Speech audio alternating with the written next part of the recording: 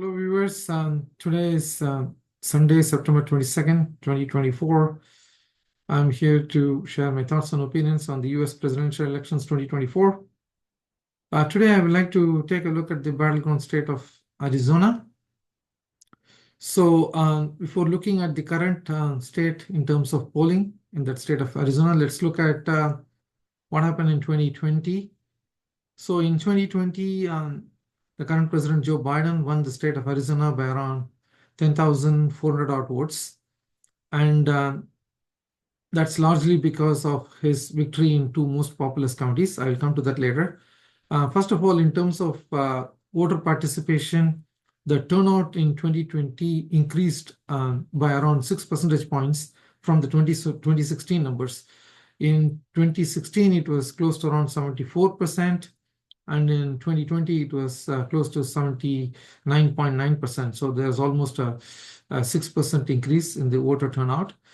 Generally, in 2020, the voter turnout increased because a lot of the states sent the ballots, paper ballots to the people, and they were able to mail in the ballots or they were able to go in and drop it off in certain locations. So the voter percentage did increase. And the reason how Biden won in 2020 is just by winning 5 out of the 15 counties. Out of the 5 counties that he won, 2 of them are the most populous counties in Arizona. So first, if you look at Apache County, he won by around 11,000 odd votes. And then in the Coconino County, he won by around 16,000 odd votes. In Maricopa County, he won by around 45,000 votes.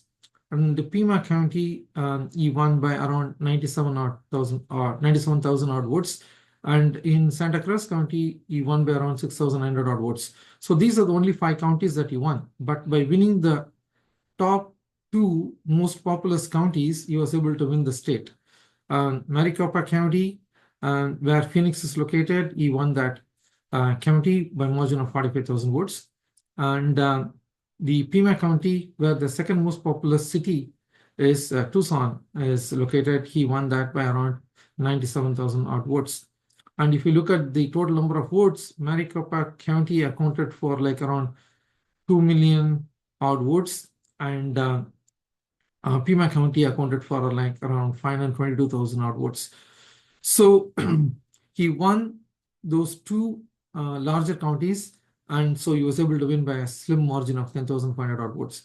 Now, there is also another county that he lost by around 4 points. He lost the Yuma County by around 5-6 points. He got around 46% of the votes, and Trump got around 52% of the votes. That voter turnout there was around 70,000 odd votes. The reason I'm talking about the Yuma County now is this could be one of the Bellwether counties this time, because this happens to be the largest majority Hispanic populous county in Arizona.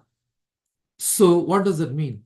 What that would mean is like a lot of Hispanics are living in that county, but if Kamala Harris can outperform Biden in that county, if she can get from 46 to 49% or even 50%, then it shows that she's making inroads with the Hispanic community at large. And also, it shows that she's going to do well with the Hispanic community across the state and also the neighboring state of Nevada.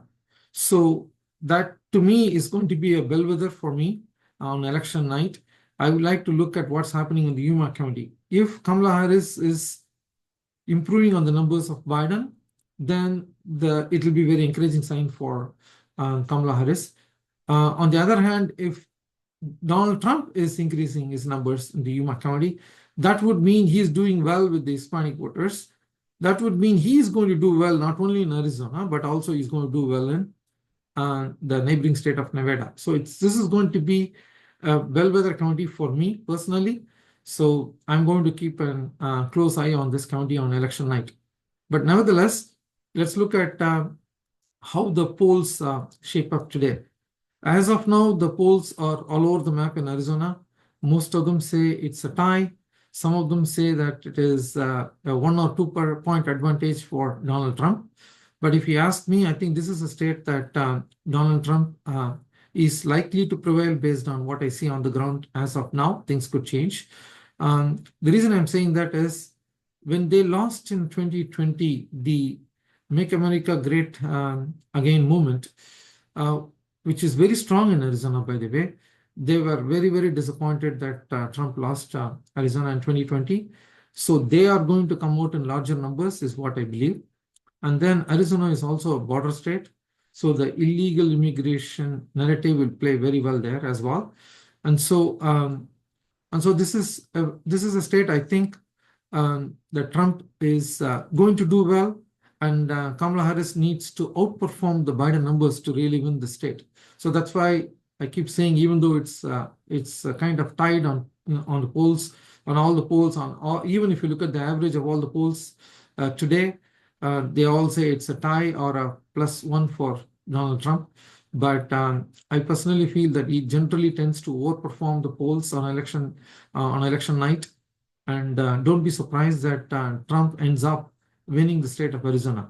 As I mentioned before, Kamala Harris has a path to win Arizona, and that path is dependent on how she does well with the Hispanic voters, how she does well with the Asian Americans. A lot of Democratic operatives say that a lot of Asian Americans have migrated to Arizona.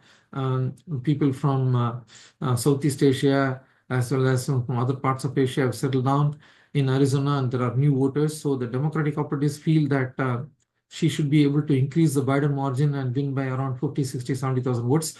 That remains to be seen, because I do not know how many of those new voters have registered, how many of them are going to come to the polls. So the inherent strength lies with the Trump campaign in the state of Arizona. But things could change if due to the demographic shift, as per the Democratic operatives' suggestion, or if there is truly some kind of an additional support for among Hispanics for Kamala Harris. That remains to be seen. And so at this point, I personally would feel that the Trump campaign will be happy about what's happening in Arizona, and they should be confident of winning Arizona at this juncture. Things obviously could change, as I mentioned before. But the beauty of this is Kamala Harris does not need the state of Arizona to win the presidency. As I had mentioned before on my prior episodes, if she can win Pennsylvania, Michigan, and Georgia, she will be President Harris. Similarly, instead of Georgia, if she wins North Carolina and then adds Pennsylvania and Michigan, she will be President Harris. So her path does not necessarily need to go through Arizona to win. And similarly, even for Trump, it doesn't have to be that way, but he'll be happy to win Arizona, Georgia, and North Carolina, and then pick up 1 or 2 of the Midwestern states to become president. And that's what their campaign is also looking at. So this is a kind of a chess game where each campaign has their own path and own strategies to get to 270 electoral college votes. So in a nutshell, Arizona, from my perspective, is most likely a state that Donald Trump is going to win, but things could change. And let's keep an eye out on what's happening on the ground in the next few weeks. If there are any further changes, I will just come back to you with some details in the state of Arizona. So that's it for me today. I'll come back to you with a different episode tomorrow. Till then, take care.